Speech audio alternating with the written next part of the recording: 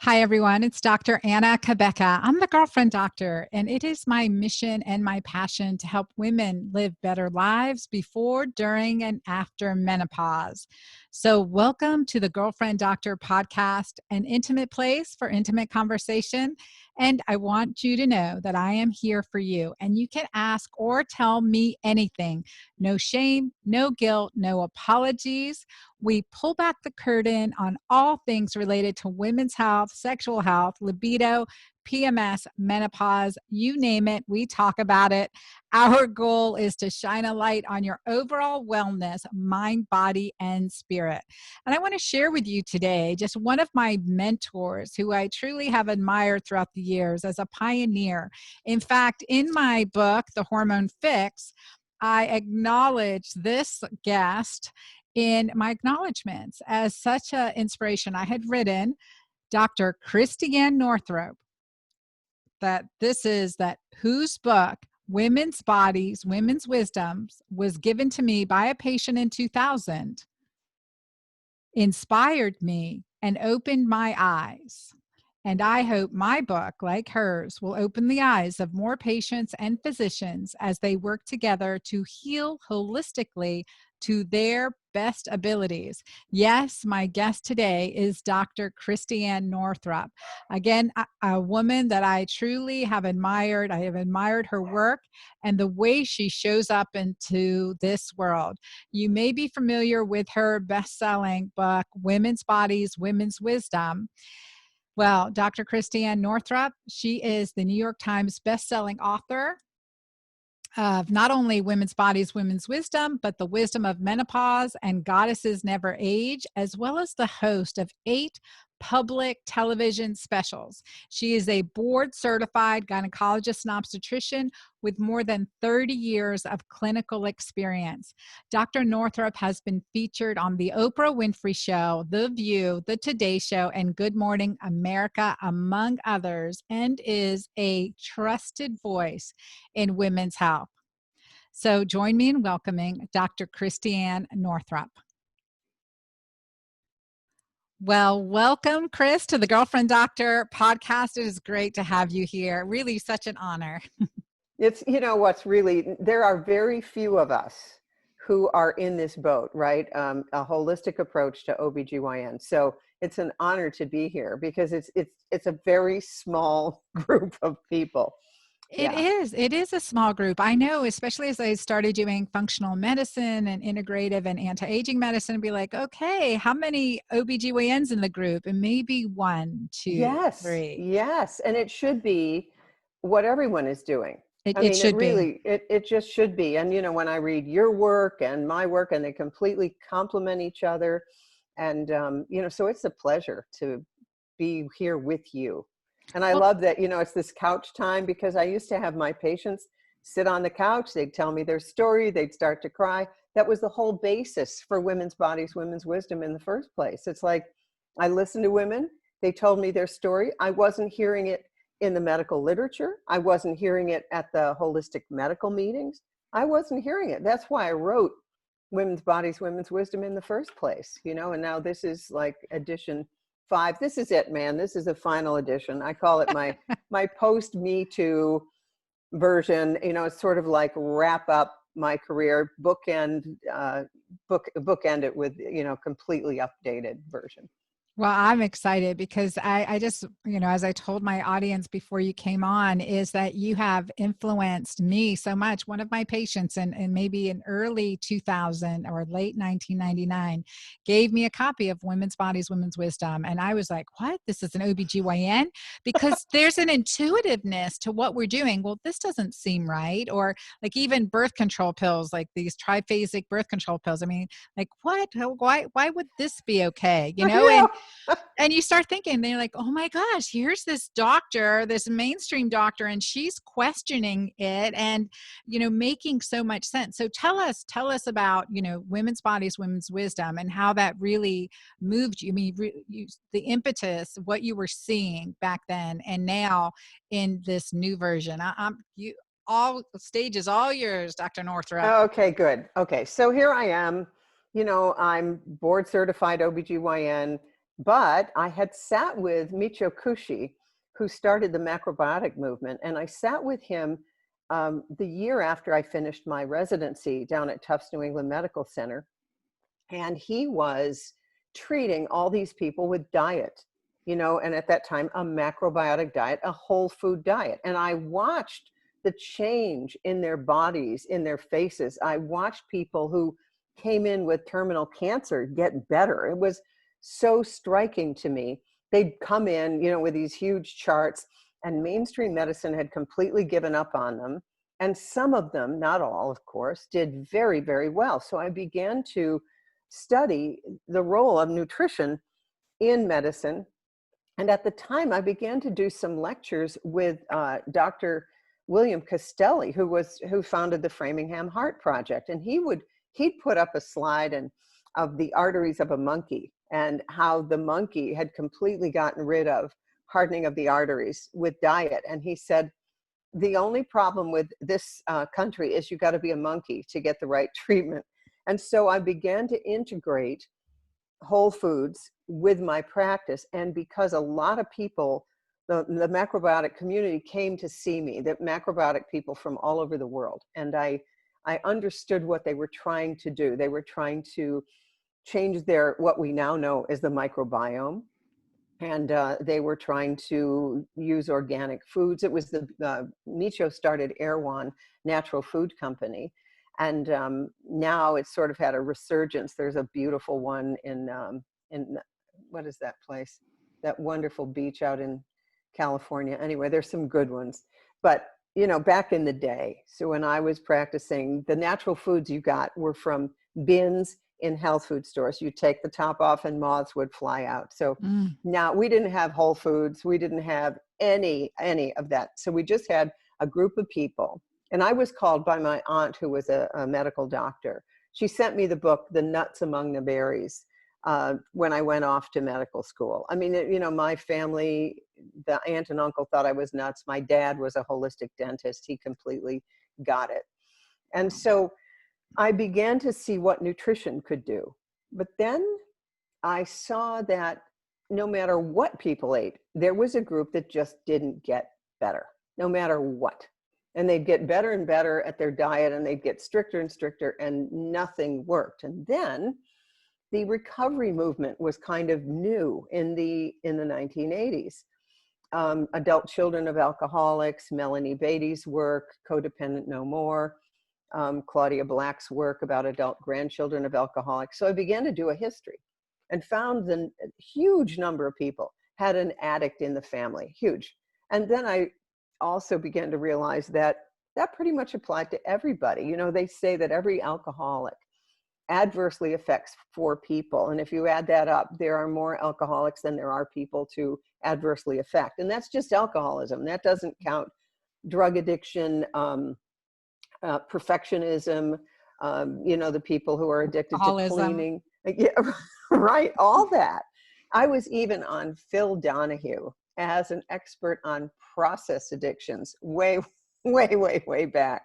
Process addiction at the time were chat rooms on the computer. People were paying money for chat rooms to talk with each other and going bankrupt.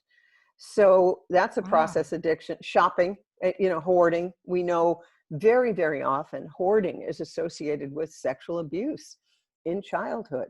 So I began to see all this stuff. And meanwhile, in the American Holistic Medical Association meetings, when we talk about the female organs, the uterus and the ovaries, the literature would say, see Kundalini. And I'm thinking, I'm seeing an awful lot of abnormal pap smears between here and Kundalini. I mean, and the, the energy rising. So I had people sitting in my office telling me the truth. And I came up with a hypothesis that the diseases of women's organs were symbolic of the wounding of the feminine, including in men, in our patriarchal society. And I wrote a little article for a publication called Woman of Power way back then, and it got published in Boston.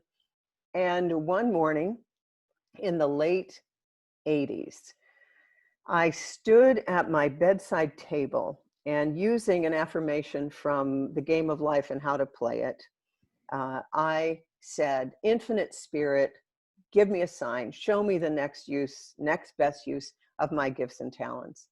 And that was 11 in the morning. At 2 that afternoon, I got a call from a literary agent who I'd met at a workshop, and he said, I think it's time you wrote a book. And that was the beginning. And back then, I have to tell you, nobody understood the mind-body connection. Mm. I have those letters, that you get from literary agents or publishers about, and my favorite was from an agent at ICM, International Creative Management. And she said, your idea that emotions affect the body, though fascinating, has no marketing potential. Wow. Yeah, yeah. Now that's a whole market of itself. Right? Yes. But believe me, not only wasn't there a market, there was a heck of a lot of criticism. I like to say that I had to break trail at night, climbing on an unmarked peak. And now, like you said, it is a whole industry. So we have another generation of women coming along, the ones whose mothers gave them my book for high school graduation, who are now approaching menopause. That group came along and they're paving the way and putting up landscape lighting. And it's really very satisfying to me to see that it takes a while, right, to trickle down any new paradigm.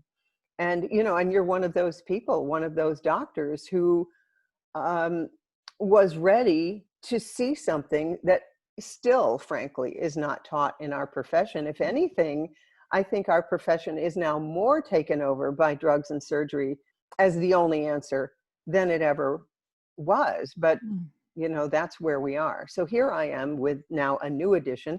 I call it the post-Me Too edition because I was in Florida on vacation in the fall of 2017 when the Harvey Weinstein thing broke.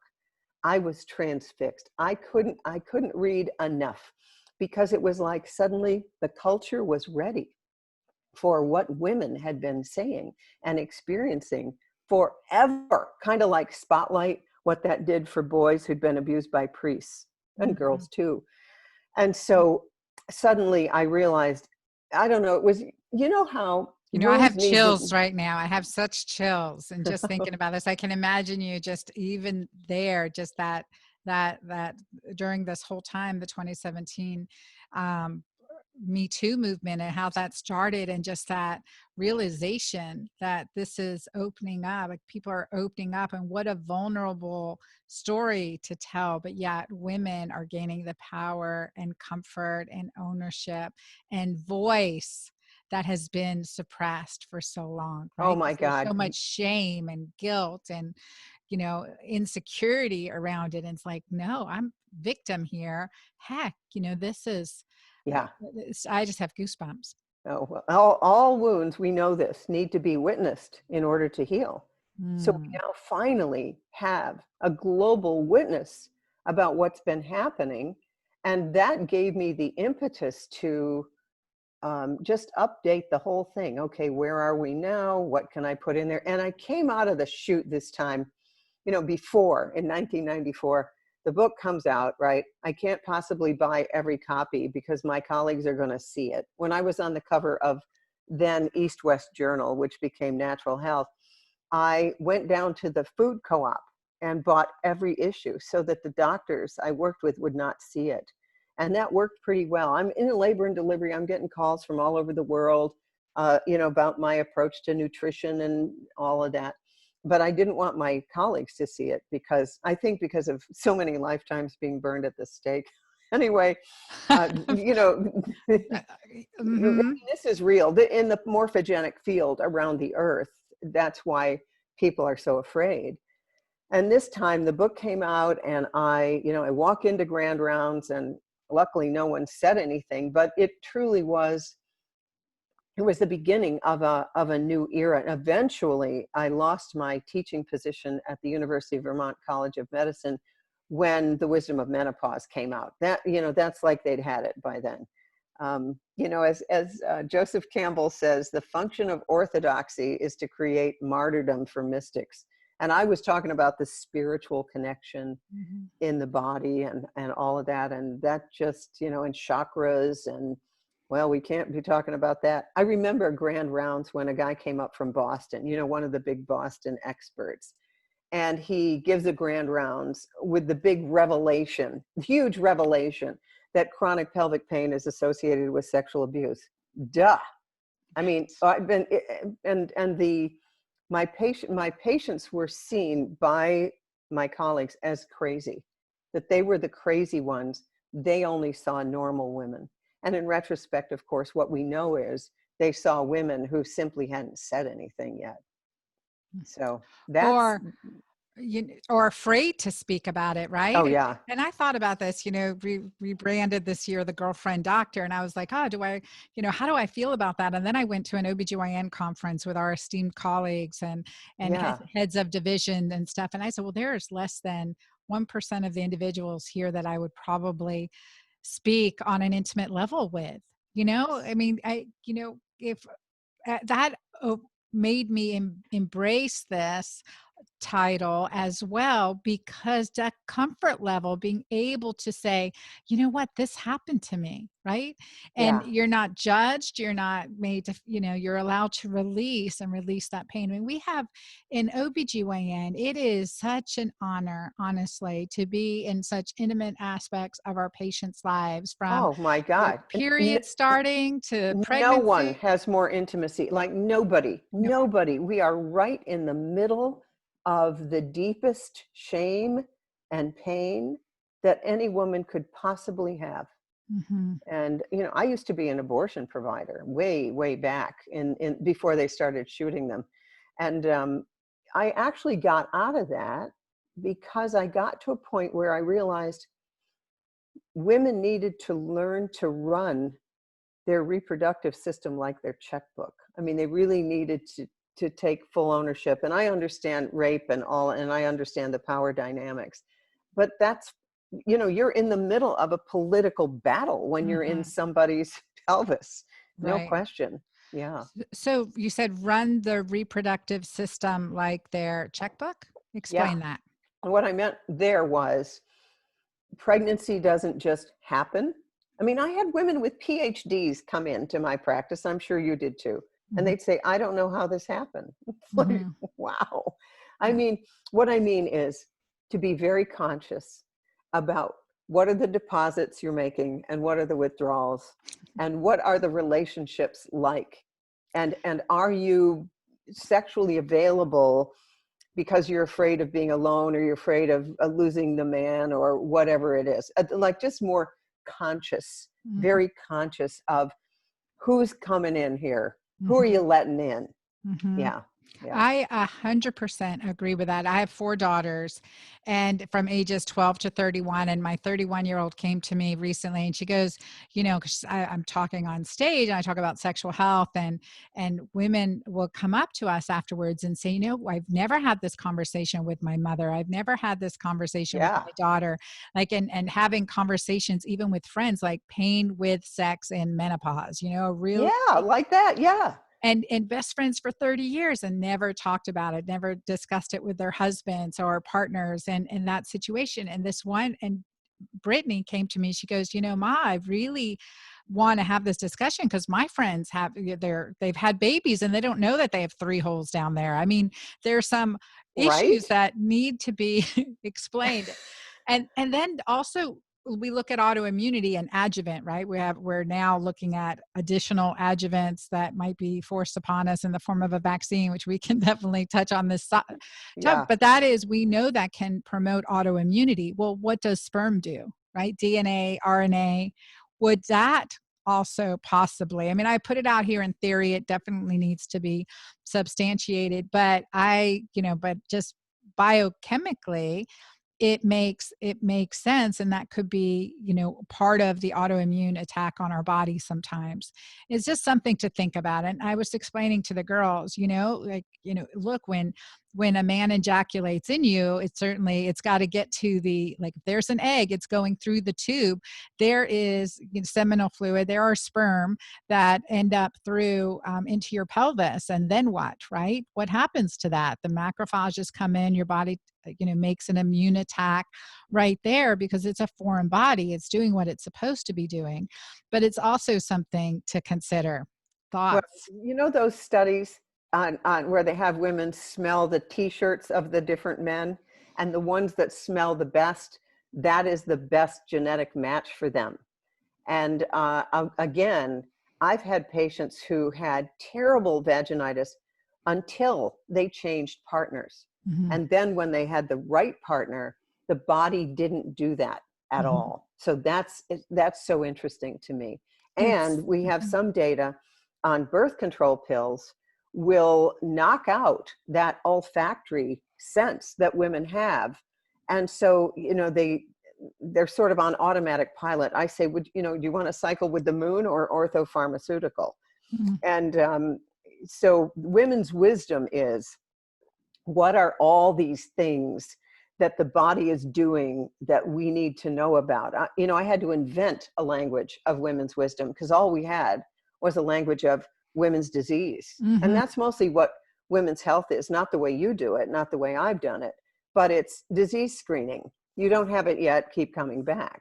Mm-hmm. Mm-hmm. Whereas your approach is, how do we optimize what's going on in your body? The absence of disease is not health.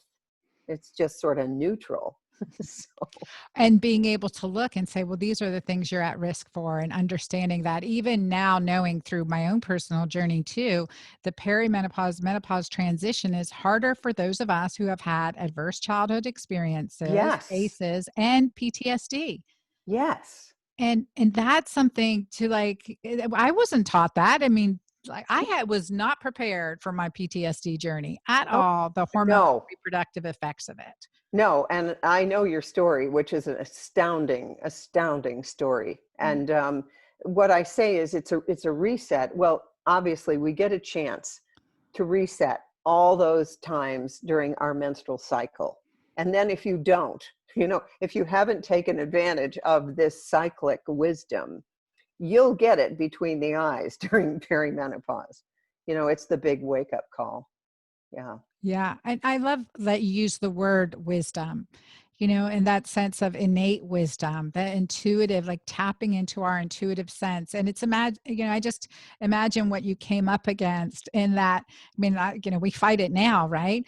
But imagine what you came up against as I traveled around the world in my own healing journey. I mean, traditional medicine, traditional philosophers and healers say the breast hold relationships, the kidneys hold fear, makes sense. The adrenals are there. The liver holds hate, the pancreas guilt, and the bladder I Being think pissed off. being pissed off, lack of or afraid to make the next step, fear of letting go or something like that can be, but different things in the reproductive organ. So I would love to know some more of our body's wisdom, and then also, no matter what we've been through, what we can, what are our next right step, especially those of us who have had trauma, sexual abuse. And I mean, that sexual trauma, how do you encourage safety in talking about it for healing, or what are the steps to heal from that sexual trauma?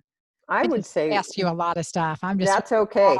No, one of the best ones is to find what's called your G spot, which is really, I like to call it the sacred spot. better. And that is located, it's a kind of a nickel size or quarter size, just underneath the pubic bone. So you can feel it if you're kind of squatting down and put your fingers underneath the pubic bone. That goes to what's a nadi. A nadi is an acupuncture meridian right up to your pineal gland. And if you've been sexually abused, then your pain is very liable to be stuck right there. But if you learn how to gently massage it, and there's these, crystal wands available, plastic wands, so that you can just really gently massage that area. Or if you're in relationship and you have a trusted partner, they can do that. And eventually that area will kind of wake up. That's also the area that's involved when you stimulate it with female ejaculation, which is called amrita, the sort of the gift of bliss. So if you understand that all this stuff is stored in your body, and that part of healing is to feel it and release it. You don't need to go back down into that awful time, Memory. but you don't. The tapping works great. The emotional freedom technique works beautifully for releasing trauma, and there's a lot of studies on that one. So you just do that, with the hands, like even though I've been sexually abused and I have enormous shame, I love and appreciate myself right now. And then you go here, even though, I have been sexually abused and I feel really guilty about it and I didn't know, and oh my God, and I love and appreciate. Then you tap here, inside the eyebrows, outside of the eyebrow, underneath the eyebrow, underneath the nose, below the lip here.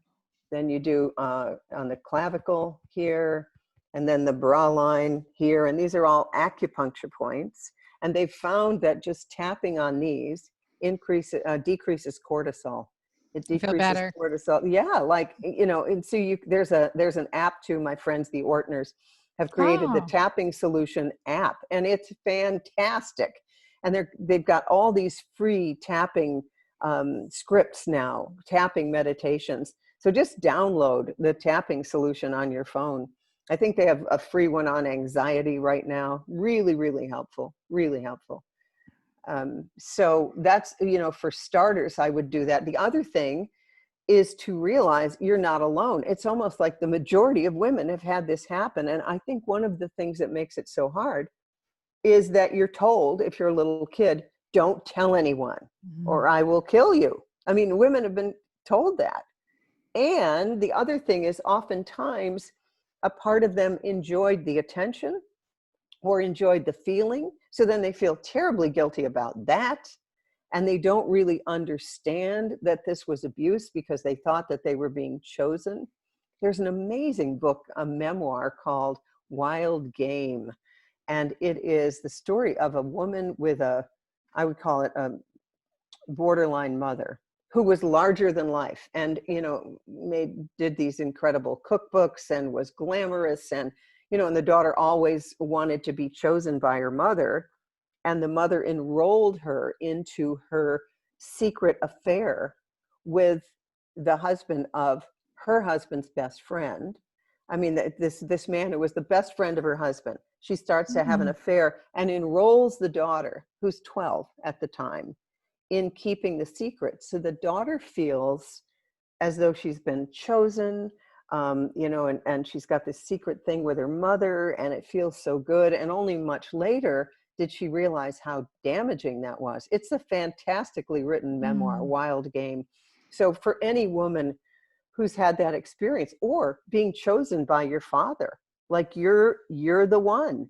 It's a complicated thing. It's not very straightforward unless it's an out and out rape, which, and we know, you and I know, that generally the rapes that have taken place on college campuses are often from someone you knew. Yeah, it's not just, a stranger flashing you in the street. So there's this a sense of, and then the other sense is you brought it on. There's a display in a museum. It's called What I Was Wearing. And you can see it online, What I Was Wearing. And it's kind of wonderfully healing because women have been blamed. Well, you brought it on yourself by what you were wearing. And when you see the display of what girls were wearing, a jumper and knee socks, not exactly a teddy. So this is what's healing right now in our culture, that we're bringing this up, and for the very first time we can talk about it and no one thinks you're crazy. Yes. It's huge. huge. It's huge. It's huge, and yet it's still that we have so much work to do. And I'm just really just sending out a blessing to everyone who's listening, just taking a deep breath in and deep Yeah. breath out, because it can be triggering. This conversation can be triggering and traumatic, and it just means we have work to do. I'm glad you're listening so that we can bring this to the surface and heal from it. You Yeah. know, guys, you can always email me, no questions asked, right? There's healing that has to be done here, and we'll do it. We'll do it. And this part of this conversation is sharing this information so that we do complete healing. We do complete healing. And so I love what you said, the physiology, right? The body holds energy and emotions, and that Yeah. releasing in the G spot. And this is a really important thing. It's like whether you know where whether you know your G spot, you felt your G spot or not, it doesn't matter. That energy is still stored there, and you can feel it. So I always tell clients, you know, go in through the front door, up to the second floor, and the Oh, back of the front window. that's Yeah. very good. I like that. That's very And good. so you All just right. kind of curl up, and that's Yep. it. Yep. Yep. Good. And that's how you can find it, identify it, and massage it and work to release it. So would you say massage or just continuous pressure, like you would do a pressure point? I would either one. I would go with what feels right to you. Massage is very good. Make sure you use lubrication, but pressure could also work, because we know in massage very often when a massage therapist presses on something, you release the whole area there, and it's very important. I like that you tell women, put their hands in there, find out what's in here. Um, I don't know if you were, when I created this Prairie Mirifica vaginal cream, the question was, did we need an applicator? And I thought, oh, come on.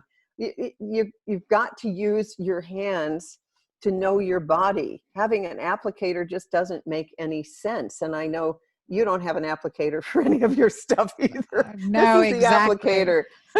Exactly. And it's so good. I mean, it's good for your skin everywhere, right? That's Your right. That's purific right. out. And then just being able to use it vaginally, to be comfortable using it vaginally, and be comfortable with your vagina. And I tell clients, clitoris to anus, the most valuable real estate on your body. Oh, that's good. That's very good. You That's know, good. because it's so true. Because as we age, we've seen as gynecologists, women in their, you know, any age, really, we see lichen sclerosis, we see prolapse, we see clitoral atrophy, and that can start young, especially on birth control pills. We've definitely seen that.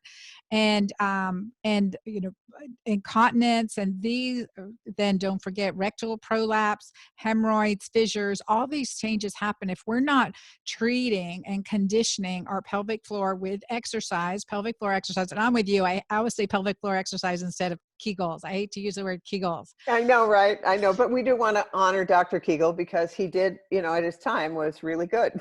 That was right, to bring attention and really to make it, to bring it to everyone. And that's Kegel exercises, pelvic floor exercises. We do it from, now till the end. But that this is important real estate to consider. And so many women have shut off, waist down. Oh, God, So yes. advice to awaken up the, our feminine wisdom, our sexual wisdom, and you talk about it so beautiful with the energy, right? The chakras. If you could explain that, I would so appreciate it. Okay, well, what I would say is a good way to awaken it is to just put on a song like Fallen by Alicia Keys and do some big, slow hip circles. Big, slow. Make it as wide as you possibly can, as sensual as you possibly can. Remembering that belly dancing was traditionally taught by grandmothers to their granddaughters to help them give birth. So you put on a piece of music that's very sensual, and then you just do a big hip circle going all the way around. And I first did this at Sheila Kelly's S Factor studio in New York, where they were teaching women, and obviously will after this pandemic is done. And I remember being in a room with the teacher and just moving my hips so slowly like that. And I said to her, I think I've waited my entire life to do this, because it's women only, just in a darkened room and just sinking into that second chakra center, which is pleasure, but it's also money, sex, and power. And Mm. power. And now you think about prostitution, right? Man's oldest profession. You hear people talk about shake your money maker. And human sexuality teacher Kim Anami talks a lot about when you wake up this area of your body, it can increase your income dramatically. And that's interesting.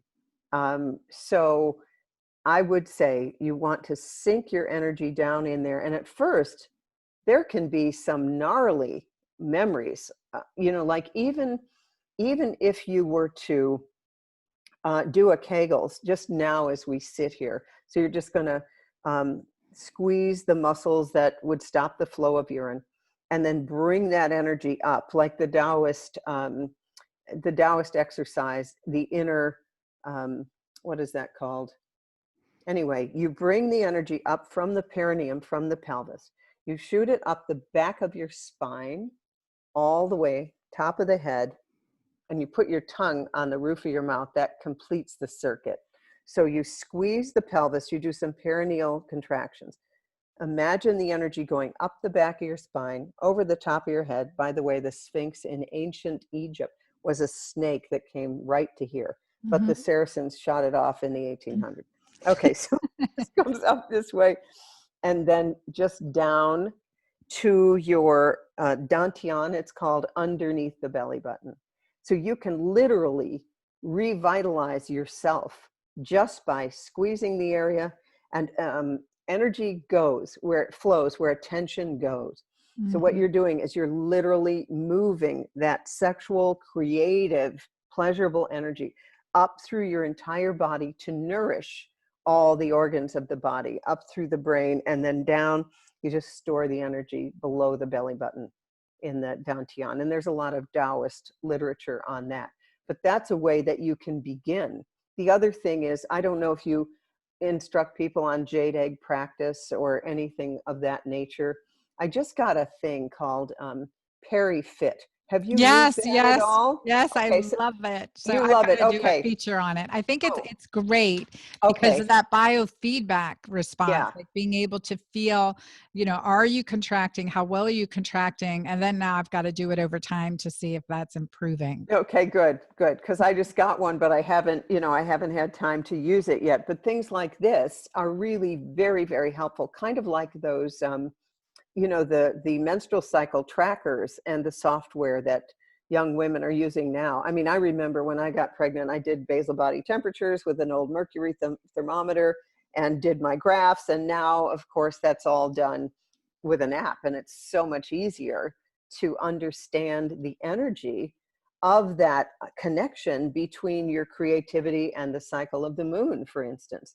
That's another way to tune into your pelvic wisdom. So Is are we more creative with the full moon, or how Well, does here's that what work? I say about the full moon. The full moon, well, ovulation, we know, is associated with an FSH-LH surge and a testosterone peak.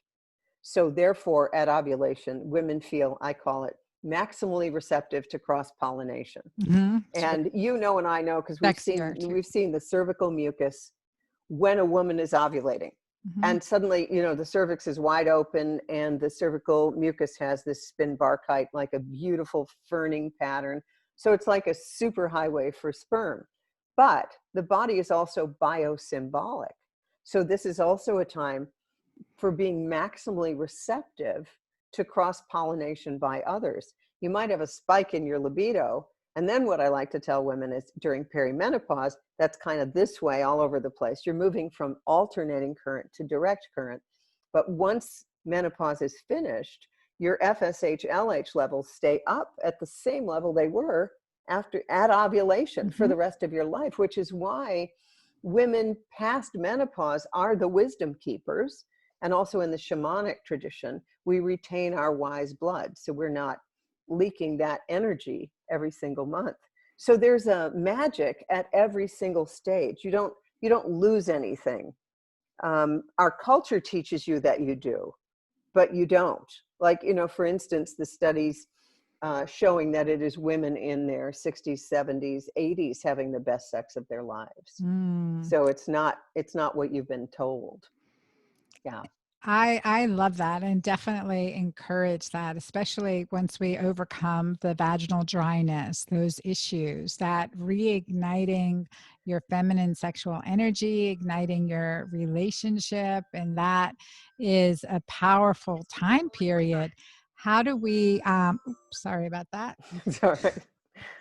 How do you like reconceptualize menopause? I mean, menopause, again, not a good word. I mean, it's It's just not not. It's a not. helpful You're word at absolutely all. right. It's not. It's kind of it's moving into becoming the queen of your life is really Yes. what it is. And, you and I Mm. both know that.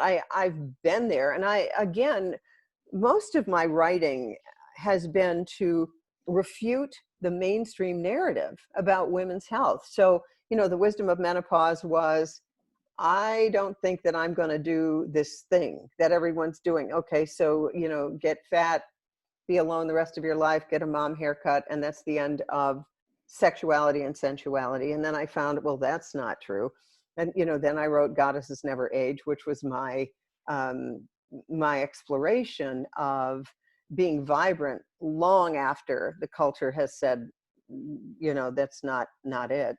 And so I found that indeed everything we've been told about women by the mainstream is wrong. Mhm. It's just wrong. However, it is true, you and I both know this, that if you enter perimenopause in a stressful relationship with adrenal burnout, with working too long or being a shift worker, any of those things, you're going to be depleted.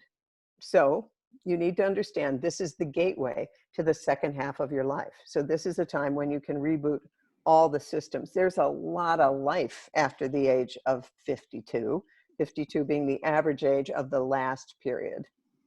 I Yeah. love it. And I just learned recently that in Japan, they say, for this time after menopause, they call it konenki, which means second spring. So I'm like, Yes, okay, our goal now is to breeze through menopause into our second spring. that's right. That's And right. I love that. That just makes me happy thinking about that, That's right? right, exactly. Yes, that's what Yeah. we want because that's what should be vibrant. Worked hard, have, raised maybe in the process of finishing, like me, raising, I have a Right. 12-year-old, right? I'd be My 54 with a God. 12-year-old. So, Yeah. so, Yeah. and that, yeah, just thinking about puberty again, it's just like, whew, all right, we got to make sure we are completely keto green for this little one. So she's Yeah. balanced. Yeah. And just thinking about this transition into life. And I want women to know that. I want women and men to know that it absolutely sexual intercourse and intimacy and that connection, anything we can do to increase oxytocin is even more important now and rewarding. Like there's another shift, right? Like once you're through the cloud of reproductive hormones, Yes. there's a Yes. whole nother spiritual awareness. And I see you embody like a spiritually enlightened woman, and gifted and passionate and so giving. And I think that's where I want every woman to embody their queen, as you said, their queen. Yes. Yes, absolutely. So I don't figure the crone thing comes till like 90. Yeah. Because, because for most of human history, I mean, if you figure it out, in 1900, the average woman was dead when she saw her first grandchild born, Mm, and she was about 42. mm. So we've invented, as humanity, this whole new stage of life where you have wisdom under the hood here. You have a few things going on, so you can bring that into any relationship. And what I've said, the OBGYN literature that says 50% of women suffer from FSD, female sexual dysfunction. And then you look at those stupid drugs that they've invented, like Vyleesi and the other one, great. You have a glass of wine, you faint, great. Or you're nauseated. I mean, I just reviewed them for Women's Bodies, Women's Wisdom. And it's shocking to me that the FDA would approve anything that stupid. I'm serious. It's shocking when in fact what you need to do is change the way a woman thinks about her sexuality and make yourself a sex subject, not a sex object. And there's all kinds of things that you can do. The Bodansky's book, The Illustrated Guide to Extended Massive Orgasm, is a fantastic. It's a biofeedback book about how you turn on the female erotic system, which, as you know, is every bit as much erectile tissue as men have. It's just all inside. And we put a man on the moon 25 years before the female erotic anatomy and the clitoral system was discovered and depicted. Because I remember when I was doing the last revision of Women's Bodies, Women's Wisdom, I called up Scott Layton, who's my medical illustrator, and he works for the New England Journal of Medicine. I said, Scott, I need you to, go to the Countway Library, find the plates for the female erotic anatomy and, all that, so we can put that in there. He goes, it's not there. I mean, in medical textbook, you and me, OBGYN, board certified physicians, did we learn about the female erotic anatomy and where it is and what it is and the perianal sponge and the periurethral sponge and the cruri of the clitoris? No, that's insane. Mm-hmm. It's insane. Yeah. Mm-hmm. But we knew very well with male anatomy, right? Oh my God. Absolutely. Oh yeah. Studied on that. And also that brings even what we were told, the Masters-Johnson model of sexual function, right? Of the libido, the sex drive, the sexual curve or orgasm, and how different that is. And then Bassan's model, which is like, I always say, it looks like Candyland. Like sometimes you get ice cream cones, like, yay. And sometimes you're stuck in the mud. Sometimes you have to go back to the beginning. But that's the reality. So in your amazing book, I mean, really, you have Women's Bodies, Women's Wisdom, Wisdom of Menopause, Goddesses Never Age, and so many good work, so many good programs. And you have a new women's program that you have that you're yes, it's an online program. So it's a sort of like the operating manual that every woman should know for your body. Awesome. Yeah. Awesome. I'm so excited. I'm so excited to share this information with our audience. So I'm honoring your time, but I don't want to let you go. Chris. I just want to hold on to you as long as I can, but just in the last moment closing, and especially those of us in the menopause, post-menopause, that goddess, reclaiming our goddess, changing our attitude about getting older. How would you speak to us? What would you say? What do you say to us? When I say, so let me give you the term that I learned. I was doing dream work with Doris E. Cohen, and I had learned tango, and I was just worried that I would be, would be alone the rest of my life, all that stuff that women feel. And she says to me, my dear, goddesses never age. And I realized what she was talking about was the eternal essence of who we are, that is ageless, timeless. And the more we get in touch with that, the more it shines through our eyes. And that's where you must start.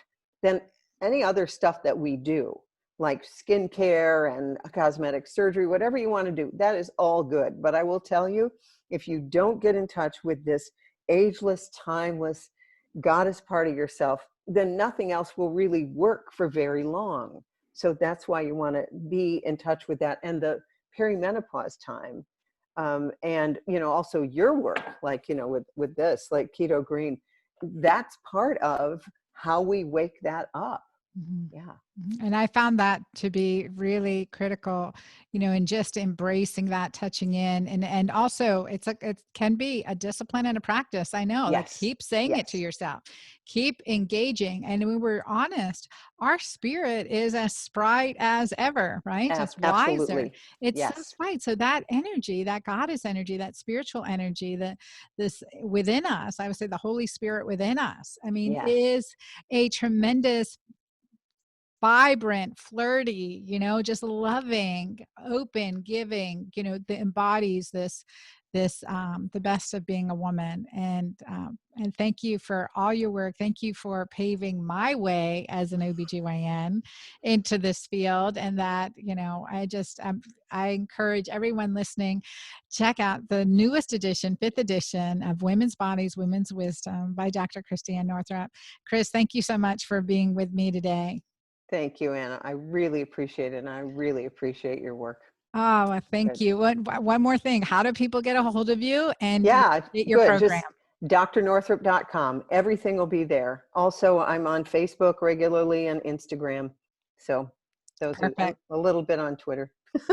I'm going to go find you on Instagram right now. It's my new play toy. It's fun, isn't it? It's fun. It is. Well, thank you again. All right. Thank you. Truly, in our discussion today with Dr. Christiane Northrup on the Girlfriend Doctor podcast, we covered some ground and just some history. And hopefully you're feeling right now hopeful and ready to engage that spiritual energy within you, that goddess energy, however you want to term it. I say the butterfly emerging out of a cocoon and into a butterfly.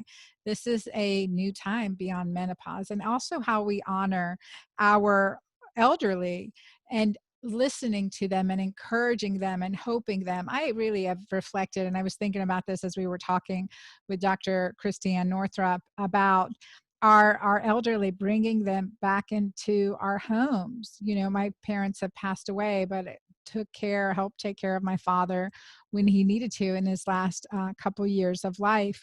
And it's a challenge, but the wisdom that our elders can provide to us and to our children, that's a gift. That's a gift. And also, how do we, whatever situation that we're in right now, like, how do we then want to care for our children, our grandchildren, our great grandchildren, God willing, right? I'm 54 with a 12-year-old. So, I'll be 54 this year with a 12-year-old. So what does that look like? But I want to have energy, vitality, spunk, lots of life, and a lot of wisdom. I can help the learning curve of those that are coming after us. What a difference that will make in our lives. And for you too, looking forward to this chapter of our life, and that we can do it healthfully and powerfully in all ways. So there are tools that we've created, Dr. Northrup, myself. We know that many standard of care medical options are not satisfactory and or not enough. We want to get to the underlying root cause. And it's definitely something I've done through my own healing journey, creating products and programs to help, including Mighty Maca, Julva. She was referring to my Julva anti-aging cream for the vulva, as well as my programs in the book, Keto Green 16. I hope y'all have been reading it, Keto Green 16, and will add to your library Dr. Northrup's book, Women's Bodies, Women's Wisdom, and continue to learn, grow, and approach your life with passion in a vibrantly sexy, holistic, healthy, happy way. So don't forget, I'm here for you and so happy to be your girlfriend doctor. So bye till next time.